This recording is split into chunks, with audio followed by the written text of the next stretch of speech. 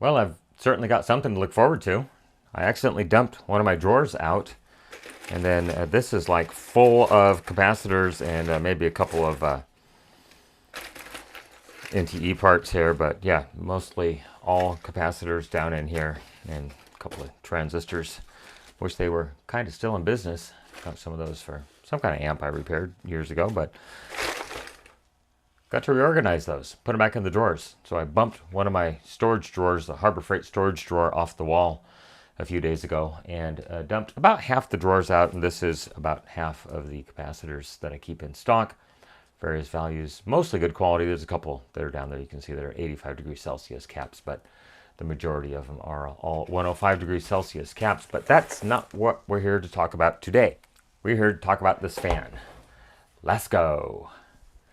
Let's go ahead and zoom this out. So as you can see, there is a vintage Radio Shack thermometer attached to the front of it. You can see it is 65.5 in my workshop today. I think it's plugged in. Let me turn it on. And as you can hear, it's making a grinding sound, and then it stops very quickly. Whether I have it upright or not, I can turn it, can I turn it 90 degrees maybe? Try it again, straight up and down. It does not sound good. And then it stops almost instantly. So I haven't done maintenance on this fan. I've been slacking. Cut me some slack. So I'm going to pop this cover off. I don't know if you can see what I'm doing, but it's just held on with these little plastic snappy doodles all over the outside of it. And once I get that off, then there is the fan blade. So it's a left-hand thread. So lefty, loosey, lefty tighty, righty, loosey, maybe. That's off. Fan blade just comes off there just like that. And we'll just stash that out of the way. And then this thing, this ring, actually comes off fairly easily. Definitely need to put this in the dishwasher and give it a good bath. I've been slacking off on the maintenance. And yeah, hair, cat hair, people hair. Oh, it is, yeah, it's really hard to turn. On.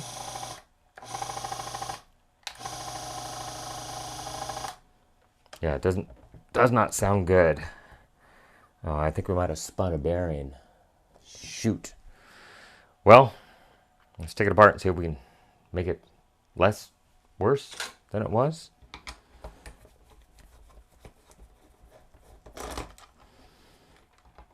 Maybe I can soak it with acetone and get that bearing to come back around again. So I know there's a secret screw. Is there a screw? No, there's no screw. I thought some of these had a little pull to release, maybe not. Screw in the back, right there.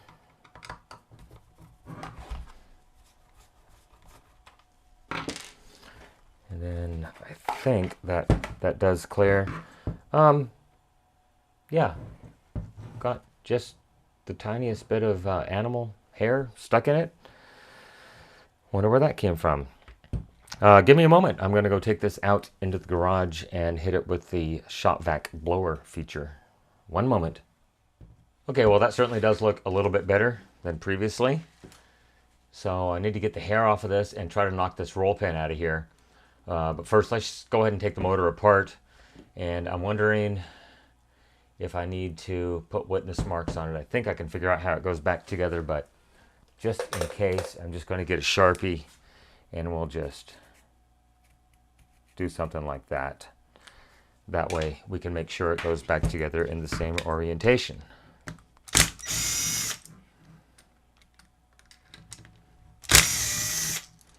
Now I prefer to use an impact on this, which this is a little rigid impact driver. Sometimes those screws can be awfully tight and the impact seems to knock them free without damaging the heads of the screw. So that's why I use an impact in almost everything that I do. Let's see. Well, it's in multiple pieces at this point. I may need to take the back off.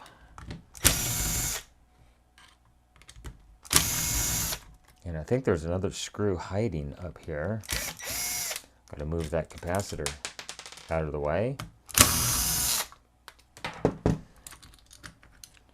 Then the gear selector thingamabobber should come off, and I think I'll go ahead and take this screw out here as well. That way I can kind of separate everything and pull the front of the motor off. Need to take that out.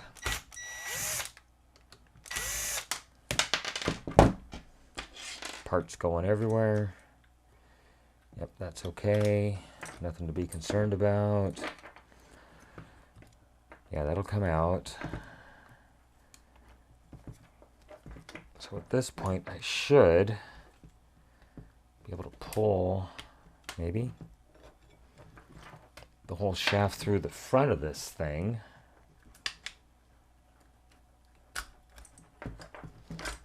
There we go. So that's a start. I just want to get this front part free now, where I can actually pull this part apart and try to get the, yeah, it's moving a little bit, kind of stuck in there. So let me get the appropriate socket, probably a 10 millimeter if I had to guess. One moment. Well, to my shock, a 10 millimeter fits on there loosely, but a 3/8, holy crap, where was this thing built? Fits on there perfectly with almost no play.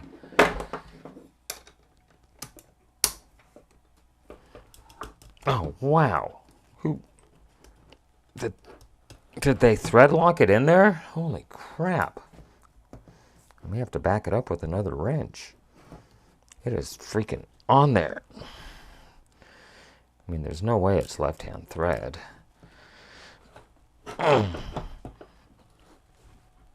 There we go. Finally got it broke free.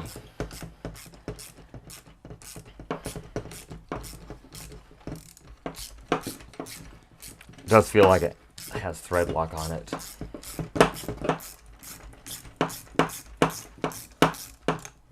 Maybe. Yep, I think. And it will actually come out. So keep in mind, pulling these things apart, you want to make sure, oh shoot, the zip tie broke. Well, I may have to zip tie that on there so I don't break those fragile little windings. One moment.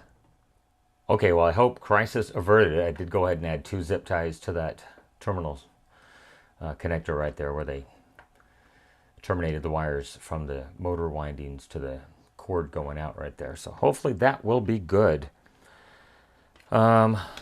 Yeah, I wish I could go ahead and disconnect the switch. That way I can have full access. Normally these do actually pull out of the switch, so maybe I'll just go ahead and disconnect all these leads, and that way I can actually pull the back off, properly clean the bearing in there, because I'm going to need to basically flush it with some kind of cleaner and then re-oil the felt that's in there. But I think before I do that, I believe this is the bad bearing in the front, because it is just free spinning. So I need to go ahead and clean off all the hair and try to knock this roll pin out of here so I can actually pull the shaft all the way through to service it. So let me try to get that roll pin knocked out of there, and I shall be back. One moment. Well, with the help of a long socket and a punch and a hammer, the roll pin has been removed. All right, let's get that out of here and get all this hair off of the shaft. And I don't think I need to save the hair. So I'm wondering, will it press out gently? Oh, it took the whole bearing with it. Well, hopefully I can get that back in. I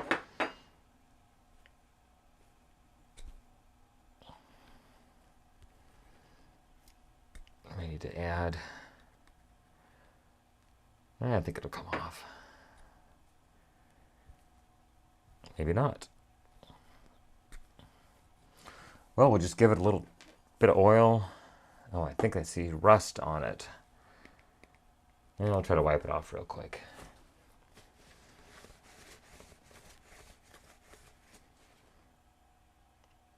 Okay, that looks pretty good. It's still binding on something. I may need to Yeah, okay, got it. Oh, it's just so nasty. Look at all the stuff it left behind on the end of the shaft. Hopefully I can get it pressed back into here. And then we can go ahead and clean the felt down in there and re-lube it. I wonder if I put it on backwards, what would happen? Anyhow, it's apart. So that is a start. So make sure when you're doing these that you keep all your shims. So there's a small, thin shim. There might actually be two of them here. And a big, thick shim. So that's going to be the front. And then on the rear, it appears there is a thicker shim and a super thin shim. So that will be the rear. Try to keep mental note of that. And this little spacer, the small side goes on the gear side, and then the large one goes on. Oh, okay, so the small one goes on the fan side. That's where the roll pin goes, and the big one goes on the gear side. So I'm going to go and try to shot vac all this dust out of here real quick, and we'll try to clean this and make it work once again. One moment. Okay, so I just want to go ahead and wipe off the shaft a little bit with some acetone just to make sure I got all the old nasty grease off of it.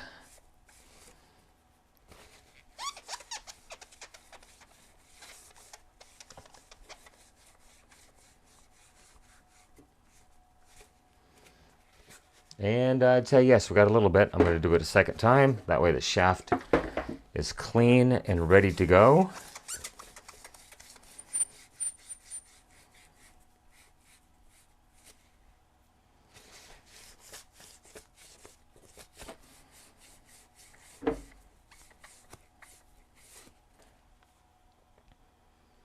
A little bit of bearing scar going on the main shaft right there. You can see it. And then you can see the scar from the front bearing as well. Hopefully we can save it. I don't know. We'll have to find out. Yeah, this little shield is like put in there and then swedged over. So I'm not going to try to remove that. So yeah, let me go and clean this thing off, and then we'll go from there. One moment. Well, it's a distinct possibility this may be the end of the line. After I cleaned it off, I determined that half of the felt is missing back here, and that's what keeps the bearing lubricated. It tends to let it just seep into the bearing once you load that felt up with grease or whatnot. But what I do have is a bunch of styrofoam, not styrofoam, it's just foam. I got to try to find it. Don't know where it went, but I might be able to jam some foam or maybe even a couple cotton swabs, just the heads of them down in there to help hold the grease in place, to keep it lubricated. Yeah, we'll see what we can do. One moment. Well, what I do have is this big piece of foam rubber, boing, boing, boing. And can't remember why I bought this, but I bought it for something. But I know I used a little sliver of it right there. You can see how it's cut back for my garage fan that I did like 6 months or a year ago. So I think I'm just going to cut, minus the cat hair, a little sliver of it off here and try to possibly weave it down in between those legs, I guess you would call them, and see if I can get it to go in there. Save this fan. I hate to waste a perfectly good fan just because of my neglect. Well, I'm not quite sure how I did it, but I did manage to jam a bunch of the foam rubber up under there so it will retain the oil in addition to the felt that is in there. Maybe it's not felt, maybe it's cotton. I'm not sure, but I just got to get that bearing pressed back in there, or the bearing, I should say, pressed back in there. Words. So I've got some acetone. I'm just going to drop it down in there. Looks like the exposure is a little tiny bit high. Let me pump it down a couple of notches. There we go. And we'll grab a cotton swab.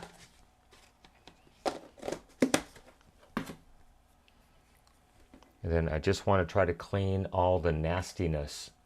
Are you going to stay focused really right now?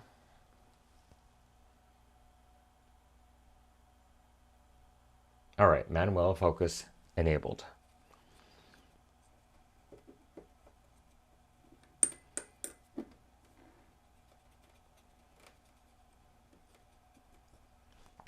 So yeah, I just want to get all the nastiness out of here. And then I think I will probably use a little bit thicker oil if I can find something, maybe some motor oil, because that superfine machine oil might be a little too thin for the clearances that we may have in this thing at this point. I like that. Hopefully you can still see it. I know this is going to be a very low viewed video. Repairing another freaking fan. Yay.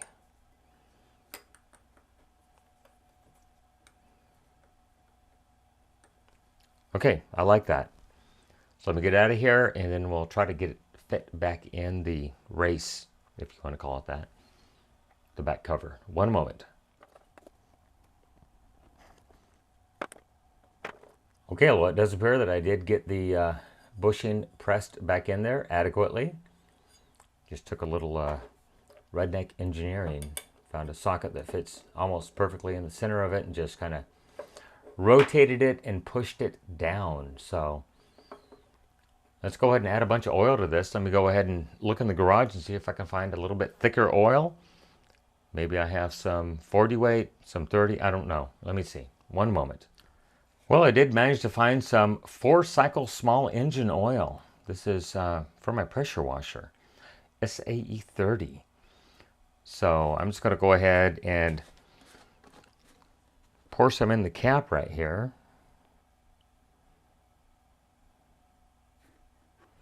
That's probably about enough. Then I'm just going to tip it down and hopefully it will run in.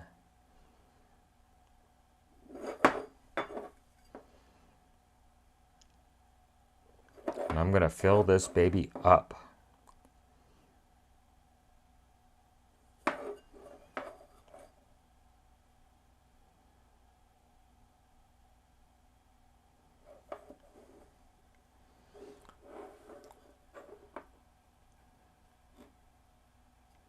Let it soak it in, and then we shall be back in one moment. So I went ahead and added just a little more foam to this, and then soaked it in oil, as you can see right there. So I do believe the back half is going to be fine. Now let's go ahead and tackle the front half. Or wait, maybe this is the front half. Yeah, it is. So now we got to do the back half, which is sit over there. One moment. Okay, let's try to service the back half. So I'm going to go ahead and remove the power switch.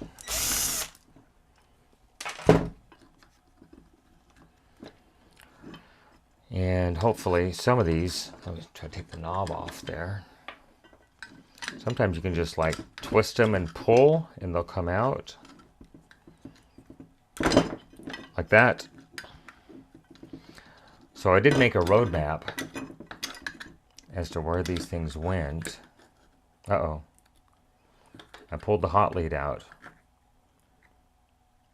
Well, the hot lead goes right there. So we got 1, 2, and 3.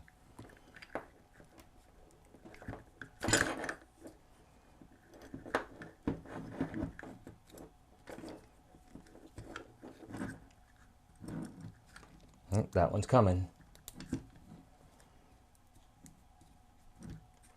That one does not want to come out.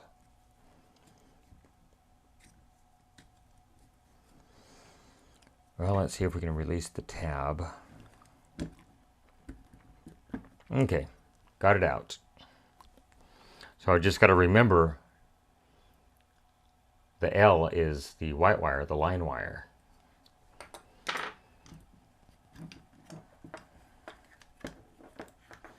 And oh shoot, I'm going to have to cut that one. And we'll just have to wire nut it back up when we're done.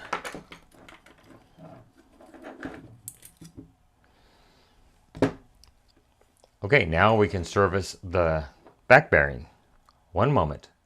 So I got the exposure pumped up on the back bearing, and I know I saw some right down in there that is missing as well. So I'm going to try to get some foam rubber and put it back in there. But first I want to go ahead and just drench this thing with acetone. Then I'll take it out in the garage and blow it out. I'm wondering if I should pop the bearing out of there like I did on the last one. That worked out really, really well. One moment. So hopefully this one will cooperate. I went ahead and popped the bearing out, and you can see there is the original felt material. And once again, we only have half of it. I mean, is it that expensive to put the whole amount in, or did it just rot away over time? So let me go ahead and hit this thing with some acetone, and then I'll spray it out, try to dry it, and see if anything remains. One moment. Well, I'm going to say after cleaning, we probably lost another 25% of it. So yeah, definitely a little inadequate in the foam department there. So we will go ahead and add some more to it. One moment.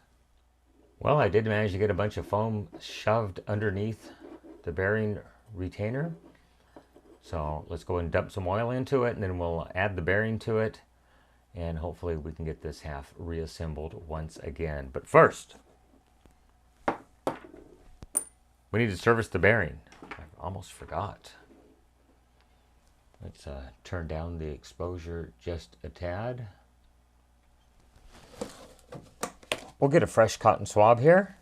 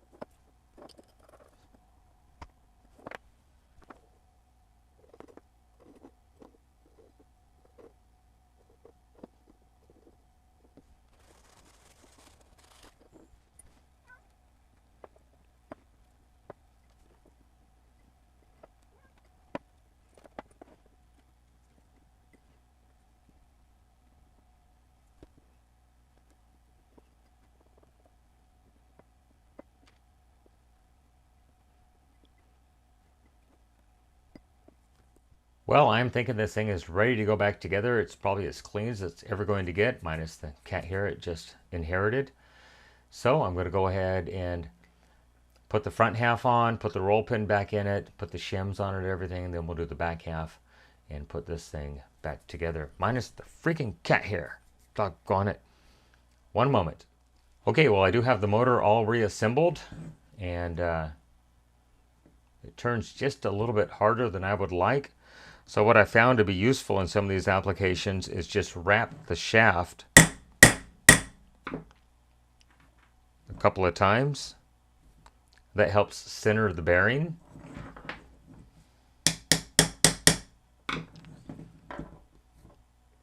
And you can see how much freer the shaft is actually turning now. Everything feels great, so I'm going to go ahead and put all the rest of the pieces back on this. And I just have to remember, I made some divots on the shaft right there, so we'll have to sand those down if we want to service this the next time. So let me get this thing all reassembled, and we'll see if it makes any difference. One moment.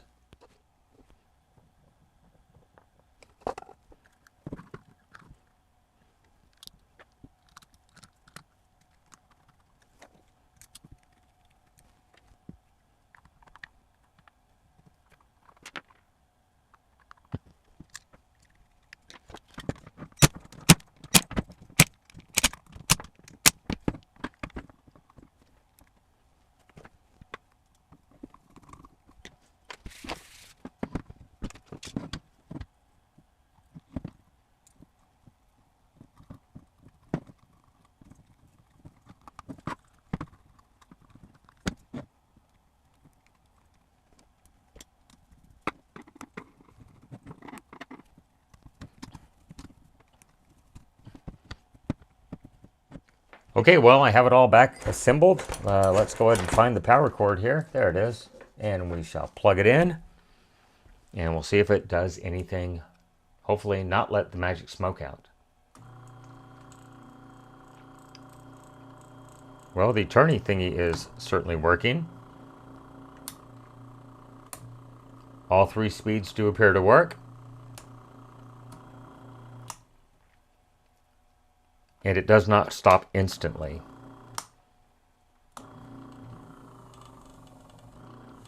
Still got plenty of torque, at least on high. I can install it on low. Okay, so I'm just going to put the blades back on it, put the roll pin in it here, and then that's going to be it. Lasko and Radio Shack. Hopefully it lives to see another day. I just put that on there so I could tell the temperature of my room, because I feel that in the airflow is probably the best place to measure the temperature. So here we go. Power on. There's high.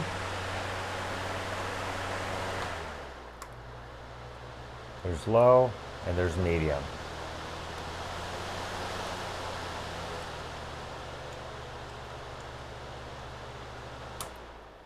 Well, another one saved from the recycle bin. Everyone, thanks for watching. I really, really appreciate it. Remember, with your help, we can try to keep these things out of the landfill, out of the recycle bin, and out of the e-waste facility. Everyone, once again, thank you for making it to the end of this video. I know, it's a stupid video, just fixing a fan. Everyone have a great day. Bye-bye. So, what I'm going to do is get a little dish big enough to soak this in, and we'll just put like a cup of acetone in it, and maybe with the paintbrush try to get that felt cleaned out inside there, because I don't think